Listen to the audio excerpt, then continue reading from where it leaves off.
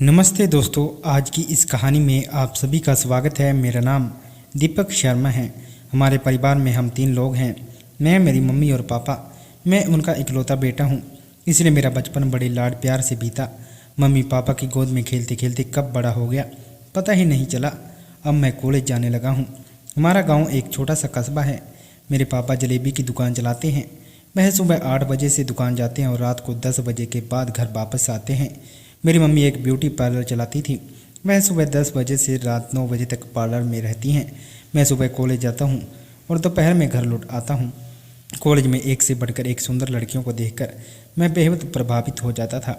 उस समय मेरे मन में कई तरह के विचार घूमते लगते। शायद बड़े होने की वजह से मेरे भीतर ऐसे ख्याल आने लगे थे, यह हर लड़के के साथ होता होगा। उनकी सुंदरता मुझे मोहित कर देती थी। मैं बहुत भावुक हो जाता। मेरे भीतर एक अलग ही तरह का उत्साह उमड़ता रहता। कॉलेज से घर लौटने के बाद मैं अक्सर खिड़की की दराज से मम्मी के पार्लर में झांकता रहता। पार्लर में आने वाली लड़कियों को देखना मेरा शौक बन गया था। यह ऐसा था कि मैं इसे किए बिना रह नहीं पाता था। यह जैसे मेरी आदत बन गई थी। सुंदर चेहरों को देखने में मुझे बहुत ही मज़ा आता। पार्लर के अंदर कोई मर्द नहीं आता था, इसलिए वहाँ की महिलाएं निश्चिंत होकर बर्ताव करती थी। मुझे देखने में इतना मज़ा आता कि मैं उनकी हर हरकत पर नज़र रखता था। उन्हें यह अंदाज़ा भी नहीं कि कोई लड़का खिड़की से उन्हें छुपके देख रहा है। मैं अपनी आंखें फाड़ फाड़ कर उन्हें देखता रहता। उनकी हरकतों और पहनावे से मुझे बेहद आकर्षित किया। जब मम घर तो आती तो उनकी तुलना उन लड़कियों से करने लगती। मम्मी दिखने में बहुत खूबसूरत थी। उनकी उम्र 34 साल होगी। वह बिल्कुल और तरोताज़ा लगती थी। उनके काले छोटे बाल, गहरी आंखें, सीधी नाक और गोरा चमकता चेहरा था। उनकी खूबसूरती पर फिल्मी हीरोइन भी फेंकी पड़ती थी। मम्मी की सुंदरता ने मुझे इतना मोहित कर दिया था कि उन्हें देखकर मैं सब कुछ भूल जाता। हाल ही में मैंने अपने दोस्तों के साथ एक साउथ फिल्म देखा था। उसमें एक लड़का अपनी रिश्तेदार की बहन को देखकर गिर पड़ता है। मेरे साथ भी कुछ ऐसा ही हो रहा था। देखकर मेरे मन में कई तरह के ख्याल आने लगे थे। मुझे खुद समझ नहीं आता था कि ऐसा क्यों हो रहा था। मैंने कहीं पढ़े लिखा कि जिन पुरुषों में हार्मोन ज़्यादा सक्रिय होते हैं उनके विचार बहुत ही तीव्र होते हैं। शायद मेरे साथ भी ऐसा ही था।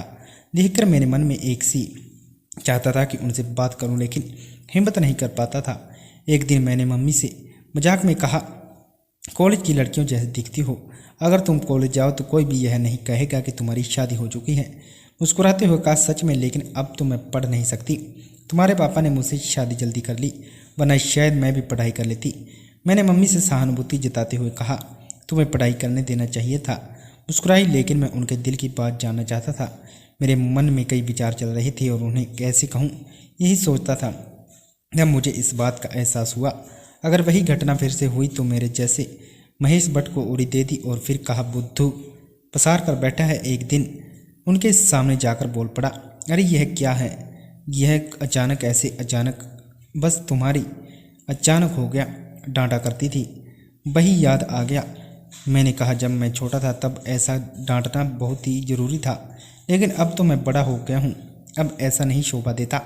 इस पर कहा, मेरे बच्चे कितने भी बड़े हो जाएं, माँ बाप के लिए हमेशा छोटे ही रहते हैं। तब मैंने जवाब दिया, हाँ मम्मी, यह सच है। फिर मम्मी बोली, अब मुझे खाना बनाने दो, तुम्हारे पापा भी आते होंगे और तुम्हें भी भूख लगी होगी।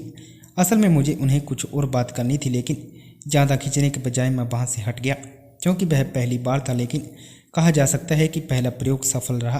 पल में बहुत खुश था। अब मैं मम्मी के पार्लर से लौटने का इंतजार करने लगा। जैसी वह आती है मैं उनसे मजाक करने लगता।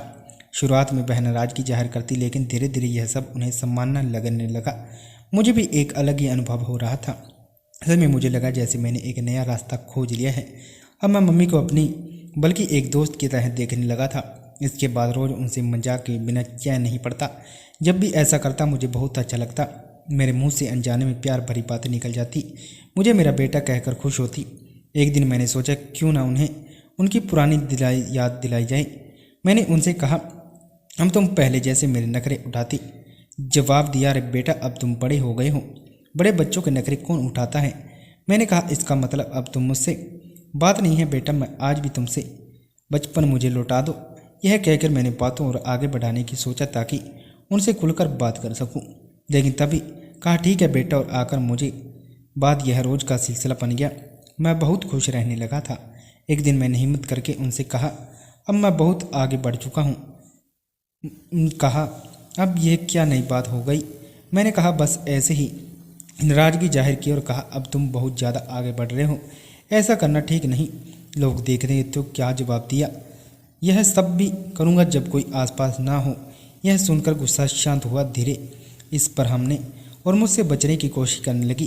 पार्लर से अचानक पर आकर सीधे अपने कमरे में और दरवाज़ा बंद कर लेती। इसी वजह से मेरा प्लान बिगड़ने लगा था। फिर एक दिन जब वह किचन में काम कर रही थी तब मैंने और गुस्से में तुम यही क्या कर रहे हो? अब तुम छोटे नहीं हो, समझ से नहीं आ रही, लेकिन तुम इतना गुस्सा क्यों कर रही हो? पहले तो तुम ऐसा नहीं करती। कहा पहले तुम छोटे थे अब बड़े हो गए हो, तुम्हें ऐसा शोभा नहीं देता। मैंने कहा लेकिन पापा भी तुम्हें प्यार छेड़ते हैं तो मैं क्या? कहा तुम्हारे पापा मेरे पति हैं इसलिए वह ऐसा करते हैं, मैंने जवाब दिया और मैं तुम्हारा। तब चुप हो गई। थोड़ी देर बाद उन्होंने कहा तुम बहुत ज़्यादा हो गए हो, ऐसा लग रहा है जैसे यह सब करना बहुत ही कठिन है। गया करूँगा। कहा ठीक है लेकिन इस बात का ध्यान रखना। इसके बाद मैं शांत हो गया, लेकिन यह समझ गया कि अब मुझे संभल कर रहोगा। पिता को उसका व्यवसाय ही सब कुछ लगता था, पत्नी पर ध्यान देने का समय उनके पास नहीं होता ना। कभी वह मुझे कहीं घुमाने नहीं ले गए, सिनेमा दिखाने। तब मम्मी ने खुद ही जवाब दिया छोड़ो अब मुझे खाना बनाने दो। तब मैं अपनी कमरे में जाते जाते सोचने लगा कि अंदर से परेशान है, शायद पापा उनसे कम बात करते हैं। पापा और मम्मी की उम्र में बड़ा अंतर होने के कारण मम्मा अंदर ही अंदर घुटती होंगी। दोनों का आपसी तालमेल शायद ठीक से नहीं बैठ रहा होगा, यही वजह हो सकती है। पापा अपने काम में व्यस्त और मम्मी अपने पार्लर में। उनका यह रूटीन बन चुका था। अब मेरे मन में यह सवाल उठने लगा कि क्या मम्मी के जीवन में जो खालीपन है उसे मैं भर सकता हूँ? अगर मैं ऐसा कर सका तो मम्मी को खुशी और सुकून मिल सकता है। यह सोचकर मैंने ठान लिया कि अब कोई भी कदम पीछे नहीं हटाऊँ। अगले दिन मम्मी को पार्लर से लौटते ही मैंने उन्हें बुलाया। इस बारे में थोड़ा आक्रामक हो गया था, शायद मम्मी को भी मेरी बेइज्जती या आक्रामक महसूस हुई होगी। तुम्हारा गुस्सा अब शांत हो गया है ना? मैंने पूछा। हाँ। मैं क्यों तुम्हें नाराज करना चाहूँगी? तुम्हें दुख पहुँचाना मुझे अच्छा नहीं लगता। मुझे तुमसे बहुत प्यार है, मैंने कहा और रो की तरफ झुक गया। और तुझे समझ नहीं आ रहा कि मैं क्या कह रहा हूँ? अब मुस्कुरा कर कहा शरारती लड़के। फिर मैंने उन्हें बाएं कहा और अपने कमरे में चला गया। इसके बाद हिम्मत तोड़ बढ़ती गई। मैंने वही हरकतें फिर से करनी शुरू कर दी। धीरे धीरे विरोध करना छोड़ दिया। तुम्हारा नहीं मन मानता तो तुम जिद्दी हो, उन्होंने एक दिन ऐसा कहा। तब मैंने उनसे कहा बस तुम्हें खुश देखना चाहता हूँ। जब तुम खुश रहती हो मुझे ऐसा लगता है जैसे मुझे सब कुछ मिल गया। फिर मुस्कुरा दी। तब मैं उन्हें खुश देखकर और भी उत्साहित हो गया। एक दिन मैंने उनसे पूछा एक बात पूछूं? बोली पूछो ना, क्या बात है? मैंने बोला आपने और पापा के बाद मुझे कोई भाई या बहन क्यों नहीं? इस पर अरे हमारी तो इच्छा थी लेकिन मेरे शरीर में कुछ समस्या हो गई थी जिसकी वजह से मैं दूसरी संतान को जन्म न दे सकी। मैंने कहा अच्छा, पर अब यह सब मुझे क्यों याद आ रहा है? मम्मी बोल कुछ नहीं बेटा, बस यूँ ही। तब मम्मी के चेहरे पर उदासी साफ झलक रही थी, शायद वह भी इन बातों को ध्यान कर परेशान हो गई थी। लेकिन तभी मैंने बात बदल दी और उन्हें हंसा दिया। असल में इस विषय पर सोचने का मेरा दूसरा ही मकसद था। मुझे लगा कि शायद पापा को किसी समस्या का सामना करना पड़ा होगा। अगर ऐसा हुआ और किसी दिन मम्मी को बोलने का मौका मिल गया तो वह सही दिशा में आगे बढ़ सकती है, लेकिन बाहर जाने का डर उन्हें कभी भी ऐसा कुछ बोलने नहीं देगा।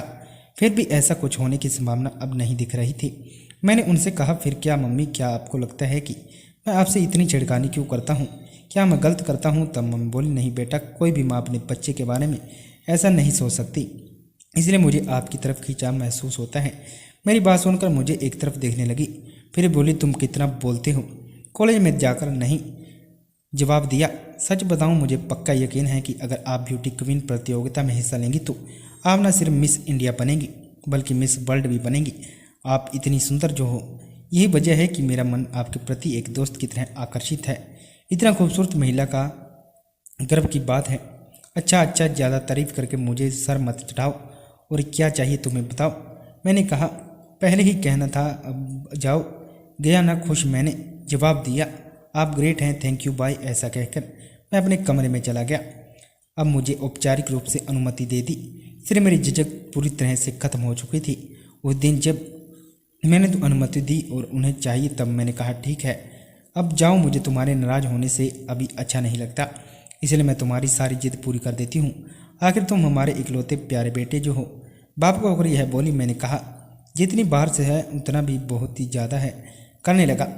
कुछ दिनों बाद बताया कि उन्हें अपनी दुकान के लिए कुछ मसाले खरीदना है और ब्यूटी का पार्लर सामान लाना है। उसके लिए उन्हें तय किया कि संडे को हम बड़े शहर जाएंगे। जब मैंने पूछा तो उन्होंने हाँ कहा। फिर संडे को पापा ने कार निकाली, वह ड्राइविंग सीट पर बैठे, मैं पीछे की सीट पर बैठ गया और मम्मी का इंतजार करने लगा। मम्मी तैयार होने में लगी थी, इसलिए उन्हें थोड़ा वक्त लगा।